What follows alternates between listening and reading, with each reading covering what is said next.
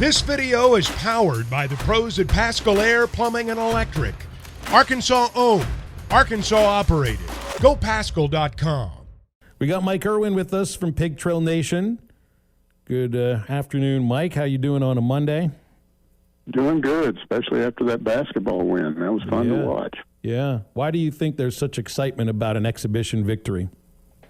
Well, because of who they were playing, because it was a great game. It wasn't, both teams battled. It could have gone either way. And because I think fans always have this idea that when there's a lot of hype, it's going to go bad. Even Musselman admitted he wasn't sure what was going to happen. And I was a little worried early on because we get accused of overhyping a football team, even though I don't think we did it. I think the fans basically overhype, and then they want to turn it on everybody else when it doesn't go well.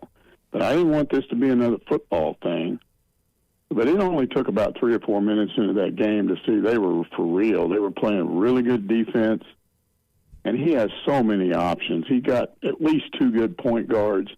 He's got guys at the 2 spot, guys at the 3 spot.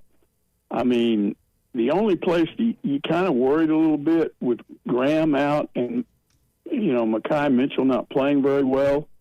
Brazil steps up. He's back. He has 15 points. And then how about this guy Chandler Lawson out of Memphis?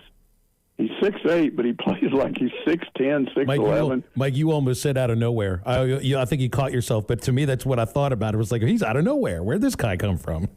Yeah, I mean, he's like, you don't think of him as being a big man at 6'8", but he was. And, he really played well. I think he was 3 of 4 from the field. 3 of 3 from free throws. He just got in there and battled defensively. And Musselman said after the game he's the most coachable guy he's ever been around. So that's exciting. It's just such a contrast, guys, between last year, which we all learned a lesson from last year, which I call it the Calipari lesson. You sign this nationally ranked, number 2 signing class. You got 3 5-stars. You got 2 4-stars. But when you have to rely on those guys so much, they're still freshmen. And you see the difference here. When you bring experienced transfers in that are more mature and there's not as much pressure on them, and then you see what happened, because last year when they played the big exhibition game, that was down in Austin, and we didn't see it, but they got kicked. So it's already much better than a year ago. Mike, I'm hearing that this team's going to shoot better. What about our inside presence this year? Do you think we're going to be, because last year's team was kind of long? Are we going to be a bigger, longer team this year? Well, I mean, that's the question with Graham out, and you don't know how long he's out because he's got these back spasms, and supposedly he's always been a good offensive player. He needed to work on his defense, and he supposedly did that. You don't know exactly what's going on with the big 6'11" guy that came in as a freshman. He didn't play. And so, you're asking yourself, what do you got in there? But Graham, that was a big deal to see. Graham, it was a big deal to see. Chandler Lawson. Yeah, to see Chandler Lawson, but also to see Brazil come back and be for real. He was pushing it a little bit at the start of the game, but then he settled down. And he's going to help you so much. He's such a good player, and he's on a mission. So they just need to get Graham back, maybe get Mekhi Mitchell. He can play better than that. He was a little bit inconsistent last year. He's capable of scoring 8-10 points in a game and playing really good defense. He just, I don't know, he didn't look like he was into it, but it didn't hurt him. That's the thing. They didn't beat somebody that just surrendered to all that noise. And I've had people tell me, because I was off, and I watched it at home, and I was thoroughly enjoying it, because I always take a week off on the open day week for football. But I called Grant Hall, and I said, hey, you've been there when it's 19,000 for season ticket holders. There were a lot of people in there that never get to go to a game. Was it louder? He said, yes, it was louder, and he said there were more students in there. So that's pressure on Purdue, and I thought at any point in the second half that game might go to 12, 14 points, and they kept bringing it back, kept taking the lead back. Arkansas would get it back. But when you're down 3 with 20 whatever seconds to go, and you've got to hit a 3 to send this thing to OT, I thought, man, they're done.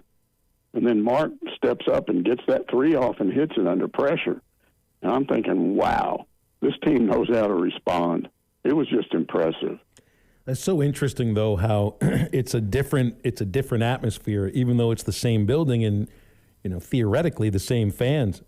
But when you don't, when a game isn't part of the season ticket package, that just opens it up for, like you're saying, all sorts of people. I'm sure there are plenty of season ticket holders that bought tickets to the game. Maybe they weren't able to get their same ticket or their same seat. But, yeah, it's like if you put effort into purchasing a single ticket for a single game, it's much different than season ticket holders. It brings in a different kind of a crowd, but it's only a one-time thing, though. It's not like it's going to be look. You're going to have a great crowd for Duke. You're going to have a great crowd for Auburn, for Kentucky, for those games. But this one felt different. Well, and some people have tweeted this, and I agree with them. Leave that arena alone. If you want to do some things cosmetically, widen the concourse, make it easier for fans to get around for, before the game, after the game, halftime. Somebody even said to me, they need to put a couple of elevators in there somewhere for these old people so they get up higher. Yeah, do some stuff like that, but don't spend $100 million putting some fancy seats up there underneath the skyboxes and then take away seats reduce the seating of that place from 19 to 16 or 17. That's a bad idea. Probably going to happen, but it's not a good idea in my opinion. Yeah, I think you lose a little bit of your home court advantage when you go more corporate instead of the rabid fans. Yeah. Mm-hmm. So anyway, it was a good break away from football. Now we're back into, because the season doesn't start now until a week from now. So we got the rest of this week to talk about football again, and I'm kind of going, do I have to? We do, don't we? We do. Well, if we win this week, we get to keep talking about it. If we win, we still got a chance to for 6. Mike, you think this team has what is salvageable for these last 4 games? Well, yeah, it's huge. I mean, if what they're all saying is true, and I don't know that it is, but this narrative is that Enos came in here with this big playbook right off the bat. The offensive linemen were confused. There were too many plays. They'd work on these plays all week long, and then they wouldn't run them. It was like we wasted time. And we kept going back to the same stuff. And supposedly now, Pittman said today they've taken about 30% of the playbook out. I thought it'd be more than that, but that's the start. So supposedly, the linemen will block better because they won't be as confused. KJ's back in his element. He sounds exciting. Rocket's coming back. Nudi's going to be back. So they're healthy. It looks like everybody's excited, but you don't know how that's going to work with a guy that's never called plays before. And you also don't know what Florida's going to do. Now, Courtney on our staff is a Florida grad, and she's telling me all this stuff about Florida fans hate those 11 o'clock games, that it's very hot in Florida, even this time of year at 11 o'clock. And I got on some of their message boards and fan boards, and, yeah, they're mad. They don't like this game being at 11. And a bunch of them are mad now because they got blown out. And I even read stuff where I hope we lose this game to Arkansas so we can get a new head coach. Fans always do that kind of stuff. So I don't know how Florida's going to respond, but that's got to be a big part of it. You got to hope they've got a blackout. You got to hope it's hot. They're wearing black uniforms. Arkansas's wearing white uniforms. There's things that could help, but you just don't know until the game is played. Looks like they're calling for a high of 80 degrees in Gainesville on Saturday. So, that's a lot warmer than it is here. Yeah, and as she said, that's 80 degrees and about 90% humidity, which they always have down there. So it could be bad for, a team running around in black uniforms. Did I hear you say Rocket is back? That was the next thing I wanted to get to, because there are some, I think if Arkansas is going to have any chance to win any of these next few games, you need your best players on the field. Rocket Sanders is he is the best player on the offensive side. And Dwight McGlothern, I think, is the best cover cornerback and been without them both for a couple of weeks. Any update? Yeah, Sam said he's back and going to work out today. So sounds like he'll play. Well, that's I'm good. talking They say about- Rocket's back, right? So Yeah, we so know if that's he's Rocket, playing or if isn't he's it? just practicing. Well, he's practicing, but I can't imagine he'd practice and then not play. I guess that could happen. That's the only thing I saw on the tweet was that he was back and he was going to work out, which is, to me, good news. He also said that everybody's really excited now about this whole thing. They like Guyton, they like the experiment, but again, I'm just trying to wrap my head around some guy that's been a wide receivers coach. I don't care if he's been a quarterback years ago, and now you're coaching quarterbacks. Now you're calling plays in an offense, and geez, I just don't know. It could be good, it could be bad. I don't know what to think. Well, I think he'll be all right. I think, KJ, you got your veteran quarterback there to lean on. And Mike, Phil and I talked about this earlier. If you can get back to running the ball, he'll be all right. If we don't have a running back that has over 40 yards rushing, 50 yards rushing down in Gainesville, it might be a long day. Sure, it's always been the case. But if they go back to the plays that work, because that was the thing that kept bothering me, is why do you run 2 or 3 plays that work and then we don't see them again? Don't see them again, right? You know, what happened to your tight end that came in and looked so good in the Alabama game? What happened there, you know, and the Ole Miss game? Where'd he go? You know, did he just vanish? Did he say, "Yeah, I played all right, but now I'm not going to get open"? I don't know. Debinion, they ran a couple of touchdowns out of Debinion on a little down and out, and then we didn't see that anymore. So, you know, you start moving KJ around, making him happier. You know, and again, guys, when you got my job, you're always hearing things. You know, and I'm just telling you, some of the parents on the defensive side were saying stuff about this was partly KJ's fault because he didn't really buy into the offense, and they were saying, hey, Criswell, he can run this offense. Well, you know, that he's only going to be a factor if they get beat bad against Florida. You know, Sam also said that to show you how important this game is, he said they're not going to recruit at all this week. That's off the table. Everything they're doing is going in to try to win this game.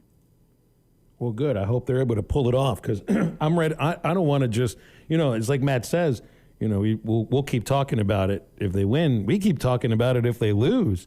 You know, exactly. The next phase of the conversation, if it's 7 in a row, you know, becomes, well, where's the win coming from? Like a win in Gainesville is a little different than the ability to beat Auburn in your home stadium because Arkansas has never beaten Florida in Gainesville. This is not a vintage Florida team. This isn't a great Arkansas team either.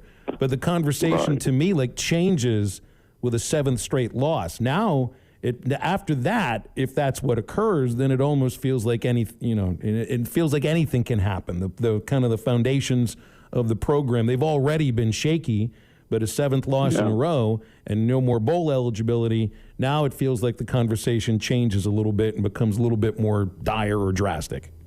Yeah, and do you then at that point start going with a quarterback that will play next year?